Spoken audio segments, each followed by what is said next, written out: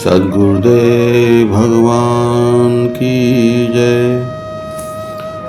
यह अर्जुन की मानसिक दुर्बलता का वर्णन नहीं है। यह मनुष्य की सर्वकालिक अस्तित्वगत समस्या को प्रकट करता है। जब मनुष्य जीवन के निर्णायक मोड़ पर खड़ा होता है, जहां कर्तव्य, संबंध, नैतिकता और परिणाम टकराते हैं, तब उसका चित्त धर्म सम्मूढ़ हो जाता है। यह स्थिति अज्ञान की अभिव्यक्ति है।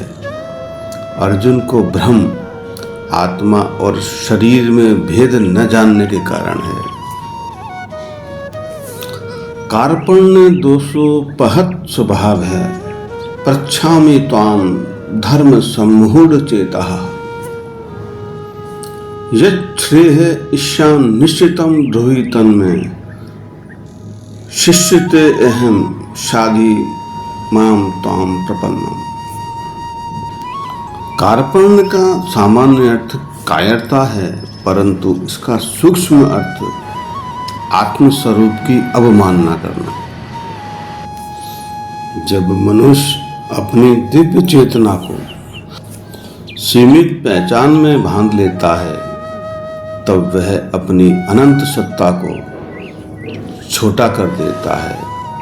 अर्जुन क्षत्रिय है, उसका स्वभाव धर्म रक्षा है, परंतु मोह ने उसके स्वभाव को ढक लिया। ये धर्म और स्वभाव के बीच असंगति है।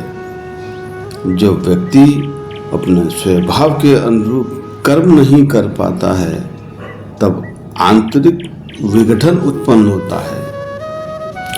अर्जुन कहता है, मुझे वह बताइए जो श्रेष्ठ कर हो। मैं आपका शिष्य हूँ, मैं आपकी शरण में हूँ, मुझे संभालिए। ये समर्पण तभी संभव है जब अहंकार शांत हो, जिज्ञासा प्रबल हो तथा मार्गदर्शन स्वीकार करने का मन हो। मैं जानता हूँ का भाव सत्य को प्रवेश नहीं होने देता, लेकिन ये स्वीकार करना मैं भ्रमित हूँ ज्ञान की पात्रता का प्रमाण है। अर्जुन का संकट बाहरी नहीं है, आंतरिक है। वह जानना चाहता है वह कौन है। शरीर, आत्मा, संबंध या योद्धा।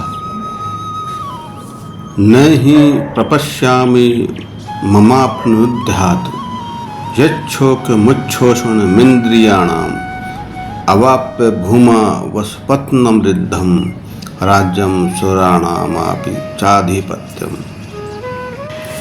अर्जुन कहता है, मैं ऐसा कोई उपाय नहीं देखता हूँ जो मेरी इंद्रियों को सुखा देने वाले इस शोक को दूर कर सके। मुझे पृथ्वी का निष्कंटक समृद्ध राज्य, क्या देवताओं का भी आधिपत्य प्राप्त हो जाए, तब भी मैं अपने परिजनों को नहीं मारना चाहता केशव। अर्जुन का शौक सामान्य नहीं है।